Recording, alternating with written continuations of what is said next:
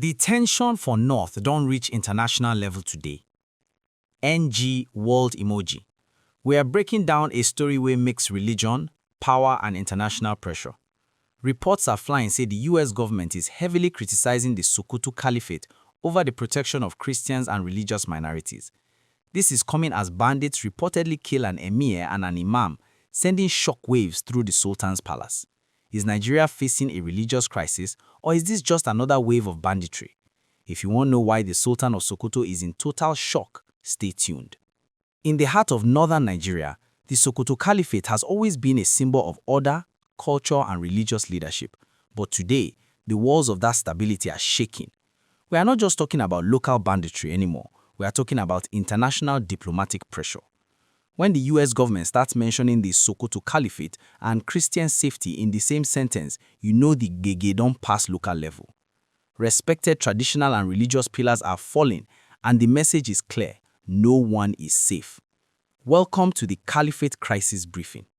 The gege started with a wave of coordinated attacks in rural Sokoto and surrounding areas. This time, the gunmen didn't just target villagers, they went for the symbols of authority. Reports say an Emir and an Imam have been killed by bandits. This isn't just murder, it's an attack on the very soul of the community. As the Sultan of Sokoto reacts in shock, the international community has entered the chat. The US government is expressing strong concern about the treatment of religious minorities and the safety of Christians in these zones. Critics say the local authorities are not doing enough, while supporters of the Caliphate say insecurity affects everyone, Muslim and Christian alike. But when foreign headlines use words like US attacks Caliphate, they don't mean physical bombs, they mean diplomatic bombs, sanctions, travel bans, and heavy pressure on Tinubu's government to act. The US pressure. Foreign governments are increasingly criticizing the protection of religious minorities in northern Nigeria, framing it as a human rights and religious freedom issue. The leadership loss. Respected traditional Emir and religious Imam figures have been targeted, signaling that even the highest levels of local authority are vulnerable. The Sultan's shock. The Sultan of Sokoto, as the spiritual leader of Nigerian Muslims, is under intense pressure to address both the insecurity and the international criticisms. Pinpoint the key points recap. Symbolic attacks. Bandits target and kill an Emir and an Imam, breaking the pillars of local stability. Diplomatic heat. US government expresses official concern over the safety of Christians in the north. The Sultan's dilemma, balancing the defense of traditional institutions with the reality of widespread insecurity. The religion trigger, how these headlines can be twisted to create communal tension if not handled carefully. Call for action. Nigerians demand better intelligence and protection for rural communities and their leaders. Why does attacking an Emir or Imam matter so much? In many northern villages, the emirate system is the closest authority. It's more than just a title, it's the glue holding the social fabric together. When a bandit kills an emir, they are saying your traditional law no get power here. We are the new kings. This is a direct challenge to the Nigerian state. For the US, this looks like a failed state scenario where religious minorities become easy targets because the central authority has collapsed. Look at the Middle East or the Balkans in history. When international powers start naming and shaming specific cultural or religious centers like a caliphate or a church headquarters, it often leads to international interventions. Nigeria must be careful not to let local banditry turn into a proxy religious war where we give foreign powers the excuse to interfere in our internal affairs. The world doesn't see bandits, they see religious persecution, and that's a dangerous label for any country. The protection point.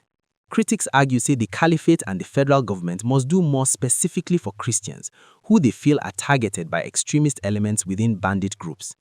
The unisex terror point. Many Nigerians, Muslim and Christian, say the bandits kill everyone. If them fit kill an Imam and an Emir, it shows them no respect any religion. The focus should be on general security, not religious politics. The ripple effect is diplomatic isolation. If the US labels these areas as hostile to religious minorities, it could lead to travel advisories that stop trade and aid. Locally, it creates mutual suspicion. Neighbors who don't live together for years fit start to fear each other. This is exactly what the terrorists want. A divided nation is a weak nation. My people, this matter gets weight. When foreign governments start to attack our traditional institutions over religious safety, we know say things don't reach red alert. Do you think the focus should be on religious protection specifically, or should we just focus on finishing the bandits for everyone? I want to hear your heart for the comment section. I beg, smash that like button now and subscribe. Hit the bell make you no miss the diplomatic breakdown. No carry last. Last week, we talked about traditional rulers and security. User at Caliphate's son said, if our emirs are not safe, who is? Omo, your question don't find answer today in a very painful way. The safety is gone, and even the world is noticing. What is the future forecast? Expect a high-level diplomatic meeting between the Sultan of Sokoto, President Tinubu, and US Embassy officials. The goal will be to calm the waters and show say Nigeria is protecting all faiths. We also expect to see special security details assigned to top traditional rulers in the Northwest to prevent more symbolic assassinations. As we wrap up this sensitive briefing, make we remember say unity is our only shield. Bandits no get religion, their only religion is blood and money. Let's not let their actions or international headlines divide us. Stay calm, stay vigilant, and let's keep pushing for a Nigeria where every leader and every citizen is safe. I go see you in the next update. One love.